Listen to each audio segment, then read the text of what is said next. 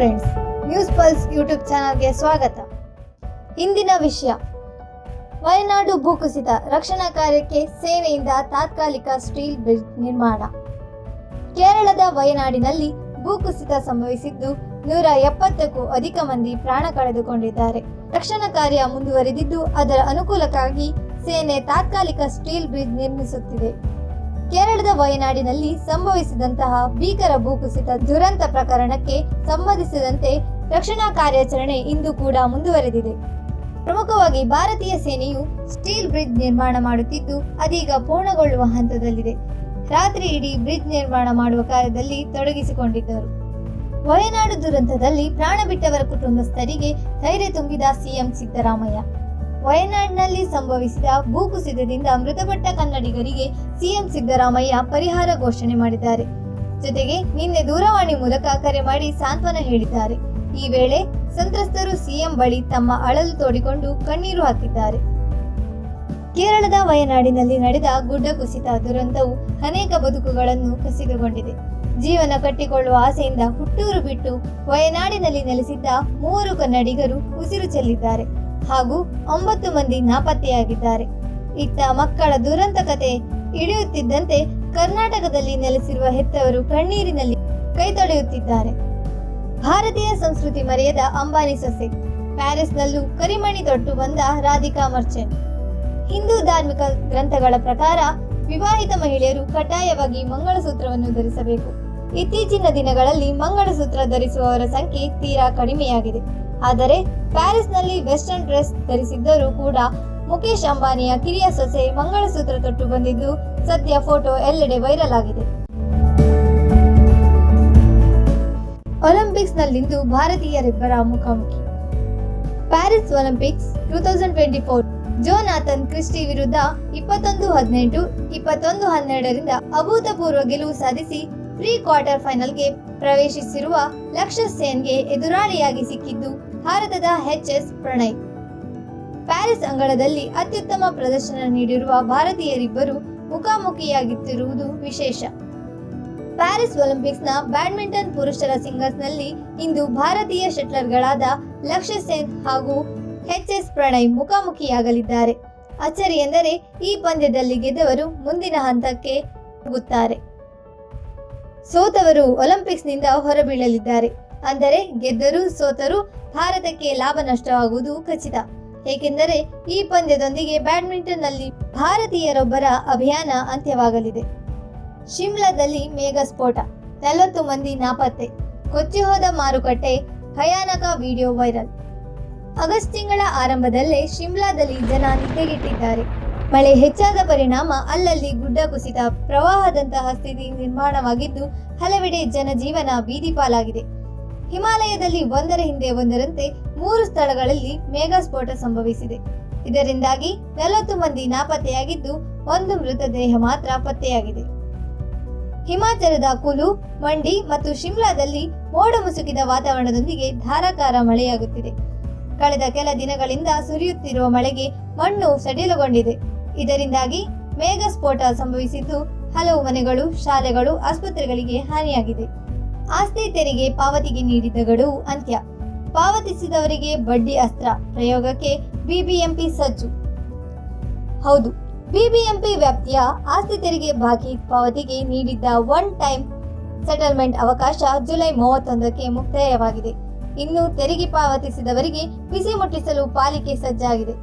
ಈಗಾಗಲೇ ಸಾಕಷ್ಟು ಅವಕಾಶ ಕೊಟ್ಟರೂ ಕೂಡ ಬಾಕಿ ತೆರಿಗೆ ಕಟ್ಟದವರಿಗೆ ನಾಳೆಯಿಂದ ಬಡ್ಡಿಯ ಅಸ್ತ್ರ ಪ್ರಯೋಗಿಸಲು ಪಾಲಿಕೆ ಸಜ್ಜಾಗಿದೆ.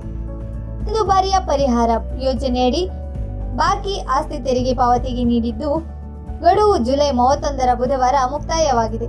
ಪಾಲಿಕೆ ವ್ಯಾಪ್ತಿಯ ಬಾಕಿ ತೆರಿಗೆ ವಸೂಲಿಗೆ ಸರ್ಕಾರ ನೀಡಿದ್ದ ಗಡುವು ಮುಗಿದಿದ್ದು, ಈವರೆಗೆ ಬೆಂಗಳೂರು ನಗರದಲ್ಲಿ OTS ಮೂಲಕ 1 ಲಕ್ಷ ಜನರು ಮಾತ್ರ ತೆರಿಗೆ ಪಾವತಿಸಿದ್ದಾರೆ. ಇತ್ತ ಅವಕಾಶ ಕೊಟ್ಟರೂ ತೆರಿಗೆ ಕಟ್ಟದ 3 ಲಕ್ಷ ತೆರಿಗೆದಾರರಿಗೆ ಬಿಸಿ ಮುಟ್ಟಿಸಲು ಪಾಲಿಕೆ ತಯಾರಿ ನಡೆಸಿದೆ. ಸದ್ಯ ಇಂದಿನಿಂದ ಅಂದರೆ ಆಗಸ್ಟ್ 1ರಿಂದ ದುಪ್ಪಟ್ಟು ದಂಡದ ಜೊತೆಗೆ ತೆರಿಗೆ ವಸೂಲಿ ಮಾಡಲು ಬಿಬಿಎಂಪಿ ಮುಂದಾಗಿದ್ದು, ತೆರಿಗೆದಾರರಿಗೆ ಬಾಕಿ ತೆರಿಗೆಗೆ ಅದರ ಜೊತೆ ದಂಡ ಕೂಡ ಬೀಳಲಿದೆ. IPL 2015 ಆಟಗಾರರಿಗಾಗಿ ಬೇಡಿಕೆ ಇಟ್ಟ ಕಾವ್ಯ ಮಾರನ್. ಐಪಿಎಲ್ಗಾಗಿ ಈ ಬಾರಿ ಮೆಗಾ ಹರಾಜು ನಡೆಯಲಿದೆ. ಆದರೆ ಈ ಹರಾಜಿಗೂ ಎಲ್ಲ ತಂಡಗಳು ಕೆಲವು ಆಟಗಾರರನ್ನು ಉಳಿಸಿಕೊಂಡು ಉಳಿದವರನ್ನು ಬಿಡುಗಡೆ ಮಾಡಬೇಕಿದೆ. ಇದೀಗ ಹೀಗೆ ಉಳಿಸಿಕೊಳ್ಳುವ ಆಟಗಾರರ ಸಂಖ್ಯೆಯನ್ನು ಹೆಚ್ಚಿಸಬೇಕೆಂದು ಎಸ್ಆರ್ಎಚ್ ಸೇರಿದಂತೆ ಫ್ರಾಂಚೈಸಿಗಳು ಬಿಸಿಸಿಐಗೆ ಮನವಿ ಸಲ್ಲಿಸಿದ್ದಾರೆ. Indian Premier League IPL 2025 mega ಹರಾಜಿಗೂ ಮುನ್ನ ರಿಟೈನ್ ಆಟಗಾರರ ಸಂಖ್ಯೆಯನ್ನು ಹೆಚ್ಚಿಸಬೇಕೆಂದು ಸನ್ರೈಸ್ ಹೈದರಾಬಾದ್ನ ತಂಡದ ಮಾಲಕಿ ಕಾವ್ಯ ಮಾರನ್ ಬಿಸಿಸಿಐಗೆ ಮನವಿ ಸಲ್ಲಿಸಿದ್ದಾರೆ. ಮುಂಬೈನಲ್ಲಿ ನಡೆದ ಬಿಸಿಸಿಐ ಐಪಿಎಲ್ ಮಾಲೀಕರ ಸಭೆಯಲ್ಲಿ ಎಸ್ಆರ್ಎಚ್ ಫ್ರಾಂಚೈಸಿಯು ಕೆಲ ಬೇಡಿಕೆಗಳನ್ನು ಮುಂದಿಟ್ಟಿದ್ದು, ಈ ಬೇಡಿಕೆಯಲ್ಲಿ ಮುಖ್ಯವಾಗಿ ರಿಟೈನ್ ಆಟಗಾರರ ಸಂಖ್ಯೆಯನ್ನು ಹೆಚ್ಚಿಸಬೇಕೆಂದು ತಿಳಿಸಲಾಗಿದೆ. ಆಗಸ್ಟ್ ತಿಂಗಳ ಆರಂಭದಲ್ಲೇ ಜನರಿಗೆ ಬಿಗ್ ಶಾಕ್. ಎಲ್ಪಿಜಿ ಗ್ಯಾಸ್ ಸಿಲಿಂಡರ್ಗಳ ದರ ಏರಿಕೆ. ಬಜೆಟ್ ನಂತರ ತೈಲ ಕಂಪನಿಗಳು ಎಲ್ಪಿಜಿ ಸಿಲಿಂಡರ್ಗಳ ಬೆಲೆಯನ್ನು ಹೆಚ್ಚಿಸಿವೆ. 19 ಕೆಜಿ ವಾಣಿಜ್ಯ ಸಿಲಿಂಡರ್ಗಳಲ್ಲಿ ಮಾತ್ರ ಬೆಲೆ ಹೆಚ್ಚಳ ಮಾಡಲಾಗಿದೆ. 14 ಕೆಜಿ ಎಲ್ಪಿಜಿ ಸಿಲಿಂಡರ್ ಬೆಲೆಯಲ್ಲಿ ಯಾವುದೇ ಬದಲಾವಣೆ ಮಾಡದಿರುವುದು ಸಾಮಾನ್ಯ ಜನರಿಗೆ ಸಮಾಧಾನ ತಂದಿದೆ. ಆಗಸ್ಟ್ 1ರಿಂದ 19 ಕೆಜಿ ವಾಣಿಜ್ಯ ಎಲ್ಪಿಜಿ ಸಿಲಿಂಡರ್ ಬೆಲೆ ಜಾರಿಗೆ ಬರಲಿದೆ. 19 ಕೆಜಿ ವಾಣಿಜ್ಯ ಎಲ್ಪಿಜಿ ಸಿಲಿಂಡರ್ ಬೆಲೆಯನ್ನು 8.50 ರೂಪಾಯಿ ಹೆಚ್ಚಳ ಮಾಡಲಾಗಿದೆ. ಹೊಸ ಬೆಲೆ ಜಾರಿಗೆ ಬಂದ ನಂತರ ದೆಹಲಿ, ಮುಂಬೈ, ಕೋಲ್ಕತ್ತಾ, ಚೆನ್ನೈ ಸೇರಿದಂತೆ ದೇಶಾದ್ಯಂತ ವಾಣಿಜ್ಯ ಎಲ್ಪಿಜಿ ಸಿಲಿಂಡರ್ಗಳು ದುಬಾರಿಯಾಗಲಿದೆ. ದೇಶದ ಹಲವೆಡೆ ಭಾರೀ ಮಳೆ. ಈ ರಾಜ್ಯಕ್ಕೆ 5 ದಿನ ಬಿಗ್ ಅಲರ್ಟ್. ಯಾವುದು ಆ ರಾಜ್ಯಗಳು ನೋಡೋಣ ಬನ್ನಿ. ಇದೀಗ ಹವಾಮಾನ ಇಲಾಖೆಯ ಅಧಿಕಾರಿಗಳು ದೇಶದ 2 ರಾಜ್ಯಗಳಿಗೆ ಎಚ್ಚರಿಕೆ ನೀಡಿದ್ದು, ಮುಂದಿನ 5 ದಿನಗಳ ಕಾಲ ರಾಜ್ಯದಲ್ಲಿ ವ್ಯಾಪಕ ಮಳೆಯಾಗುವ ಸಾಧ್ಯತೆ ಇದೆ ಎಂದು ಐಎಂಡಿ ಬಹಿರಂಗಪಡಿಸಿದೆ. ಕಳೆದ 2 ವಾರಗಳಿಂದ ದೇಶದ ಕೆಲವು ರಾಜ್ಯಗಳಲ್ಲಿ ಭಾರೀ ಮಳೆಯಾಗುತ್ತಿದೆ. ಮಾನ್ಸೂನ್ ಪ್ರಭಾವ ಮತ್ತು ಬಂಗಾಳ ಕೊಲ್ಲಿಯಲ್ಲಿ ಉಂಟಾಗುತ್ತಿರುವ ಒತ್ತಡದಿಂದಾಗಿ ಕೆಲ ರಾಜ್ಯಗಳಲ್ಲಿ ಭಾರೀ ಮಳೆಯಾಗುತ್ತಿದೆ. ಇದರೊಂದಿಗೆ ಕೇರಳದ ವಯನಾಡು ಪ್ರದೇಶದಲ್ಲಿ ಭೂಕುಸಿತದಿಂದ ಹಲವು ಜೀವಗಳೇ ಇಲ್ಲದಂತಾಗಿದೆ. ಈ ಹಿನ್ನೆಲೆಯಲ್ಲಿ ಕೇಂದ್ರ ಸರ್ಕಾರ ಎಚ್ಚೆತ್ತುಕೊಂಡಿದ್ದು, ಕೆಲ ರಾಜ್ಯಗಳಿಗೆ ಎಚ್ಚರಿಕೆಯನ್ನು ನೀಡಿದೆ. 2 ವಾರಗಳಿಂದ ಆಂಧ್ರಪ್ರದೇಶ ಮತ್ತು ತೆಲಂಗಾಣದಲ್ಲಿ ನಿರಂತರವಾಗಿ ಮಳೆಯಾಗುತ್ತಿದೆ. ಆದಾಗ್ಯೂ ಮುಂದಿನ 5 ದಿನಗಳ ಕಾಲ ಆಂಧ್ರಪ್ರದೇಶದ ಹಲವು ಜಿಲ್ಲೆಗಳಲ್ಲಿ ಭಾರೀ ಮಳೆಯಾಗುವ ಸಾಧ್ಯತೆ ಇದೆ ಎಂದು ಐಎಂಡಿ ಬಹಿರಂಗಪಡಿಸಿದೆ. ಇನ್ನು ಮುಂದೆ ಬೆಳಿಗ್ಗೆ 8ರಿಂದ ಮಧ್ಯಾಹ್ನ 1ರವರೆಗೆ ಮಾತ್ರ ಕ್ಲಾಸ್. ಈ ಶಾಲೆಗಳಲ್ಲಿ ಸಮಯ ಬದಲಾವಣೆ. ಇನ್ನು ಮುಂದೆ ಈ ರಾಜ್ಯದ ಶಾಲೆಗಳಲ್ಲಿ ತರಗತಿಗಳ ಸಮಯ ಬದಲಾಗುವ ಸಾಧ್ಯತೆ ಇದೆ. ಶಾಲೆ ಬೆಳಿಗ್ಗೆ 8 ಗಂಟೆಗೆ ಆರಂಭವಾಗಿ ಮಧ್ಯಾಹ್ನ 1 ಗಂಟೆಗೆ ಮುಗಿಯುವ ಸಾಧ್ಯತೆ ಇದೆ. ಈ ರೀತಿ ಶಾಲಾ ತರಗತಿ ಸಮಯ ಬದಲಾಯಿಸಲು ಸಮಿತಿಯೊಂದು ಶಿಫಾರಸು ಮಾಡಿದ್ದು, ಇದಕ್ಕೆ ಸಚಿವ ಸಂಪುಟ ಒಪ್ಪಿಗೆ ನೀಡಿದೆ. ಕೇರಳದ ಶಾಲೆಗಳಲ್ಲಿ ಇಂಥದ್ದೊಂದು ಬದಲಾವಣೆ ತರಲು ಸಮಿತಿಯೊಂದು ಶಿಫಾರಸು ಮಾಡಿದೆ. ಕೇರಳ ರಾಜ್ಯದಲ್ಲಿ ಶಾಲಾ ಅವಧಿಯನ್ನು ಬೆಳಿಗ್ಗೆ 8 ಗಂಟೆಯಿಂದ ಮಧ್ಯಾಹ್ನ 1 ಗಂಟೆಯವರೆಗೆ ಮಾತ್ರ ಮಾಡಬೇಕು ಎಂದು ಖಾದರ್ ಸಮಿತಿ ವರದಿ ಶಿಫಾರಸು ಮಾಡಿದೆ. ಚರ್ಚೆಯ ನಂತರ ಒಮ್ಮತದ ಮೂಲಕ ಸಮಿತಿಯ ಶಿಫಾರಸನ್ನು ಜಾರಿಗೆ ತರಲು ಸಚಿವ ಸಂಪುಟ ಒಪ್ಪಿಗೆ ನೀಡಿದೆ. ರಾಷ್ಟ್ರೀಯ ಪಠ್ಯಕ್ರಮದ ಪ್ರಕಾರ ಕೇಂದ್ರೀಯ ಶಾಲೆಗಳು ಮತ್ತು ಶಾಲೆಗಳಲ್ಲಿ ಬೆಳಿಗ್ಗೆ 7:30 ಮತ್ತು 8ವರೆಗೆ ಅಧ್ಯಯನಗಳು ಪ್ರಾರಂಭವಾಗುತ್ತವೆ ಎಂದು ಸಮಿತಿಯು ಹೇಳಿದೆ. ರಾಜ್ಯದ ಹಲವೆಡೆ ಭಾರಿ ಮಳೆಯಿಂದಾಗಿ ನಾನಾ ಸಮಸ್ಯೆ ಎದುರಾಗಿದ್ದು, ಜನರು ಸಂಕಷ್ಟ ಎದುರಿಸುತ್ತಿದ್ದಾರೆ.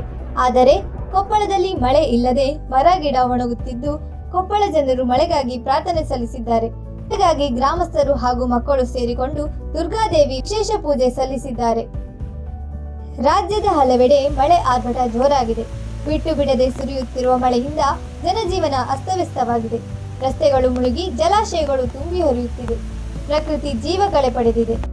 ಗುಡ್ಡ ಕುಸಿದು ಹಲವೆಡೆ ಪ್ರಾಣಗಳು ಹೋಗಿವೆ. ಆದರೆ ನಮ್ಮದೇ ರಾಜ್ಯದ ಕೊಪ್ಪಳ ಜಿಲ್ಲೆಯಲ್ಲಿ ಮಳೆ ಕೊರತೆ ತೀವ್ರವಾಗಿದೆ. ಹೀಗಾಗಿ ಜಿಲ್ಲೆಯ ಹಲವೆಡೆ ಜನರು ಮಳೆಗಾಗಿ ದೇವರ ಮೊರೆ ಹೋಗಿದ್ದು, ಅನೇಕ ಧಾರ್ಮಿಕ ಆಚರಣೆಗಳನ್ನು ಆಚರಿಸುವ ಮೂಲಕ ಮಳೆಗಾಗಿ ಪ್ರಾರ್ಥಿಸುತ್ತಿದ್ದಾರೆ. ಇದಾಗಿತ್ತು ಫ್ರೆಂಡ್ಸ್ ಇವತ್ತಿನ ಸುದ್ದಿ. ಇನ್ನಷ್ಟು ಹೊಸ ಲೇಟೆಸ್ಟ್ ಅಪ್ಡೇಟ್ಗಳೊಂದಿಗೆ ಮತ್ತೆ ಸಿಗೋಣ. ಇನ್ನು ನನ್ನ ಚಾನಲ್ಗೆ ಸಬ್ಸ್ಕ್ರೈಬ್ ಮಾಡದೇ ಇದ್ದಲ್ಲಿ please subscribe to News Pulse YouTube channel.